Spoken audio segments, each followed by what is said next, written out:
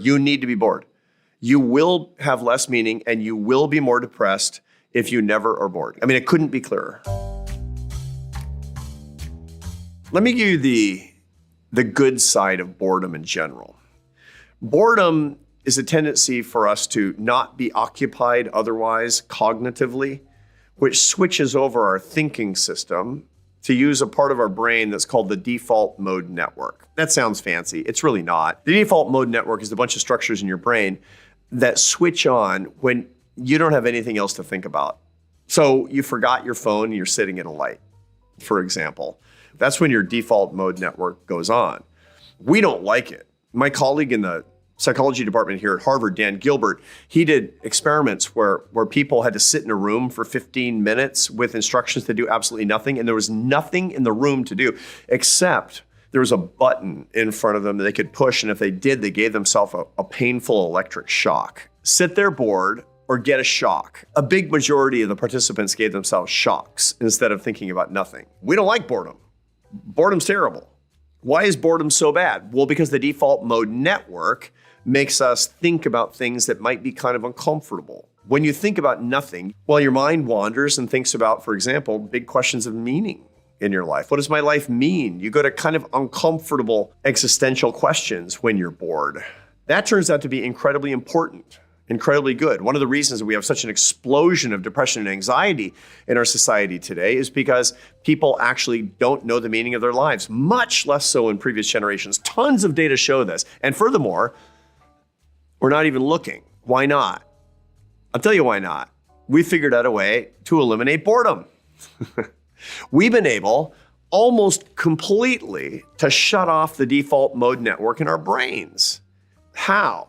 The answer is that thing in your pocket with the screen, which you take out even when you're standing on the street corner waiting for the light to change. Is like, I might have to wait here for 15 seconds. What are you doing? You're actually trying to not be bored because the default mode network is mildly uncomfortable because it sends you to the types of questions that you can't get your mind around, you can't get your arms around. Well, that's a big problem. That's a doom loop of meaning. If every time you're slightly bored, you pull out your phone, it's going to get harder and harder for you to find meaning. And that's the recipe for depression and anxiety and a sense of hollowness, which, by the way, are all through the roof. I get it. You don't want to be bored. You need to be bored. Be bored more. Tomorrow, when you go to the gym in the morning after you wake up, don't take your phone. Can you handle it?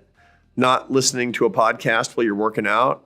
Just being in your head? I promise you'll have your most interesting ideas while you're working out without devices. It's probably been a long time since you've done that. Commute with nothing, not even the radio. Can you do that?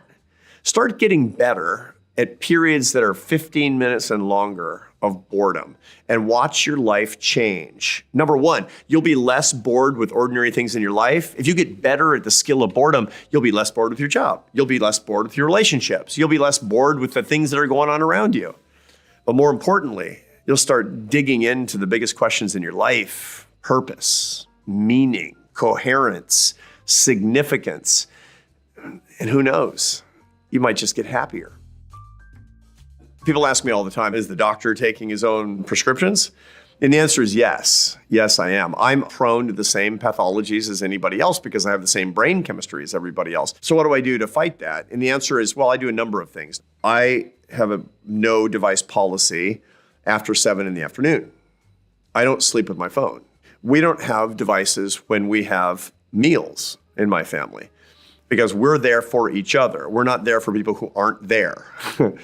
3, I have regular social media and screen cleanses where I don't use my device for longer periods of time. First, it's like children screaming in my head. Well, because that's how, dopamine is saying, get the phone, get the phone. That's addiction.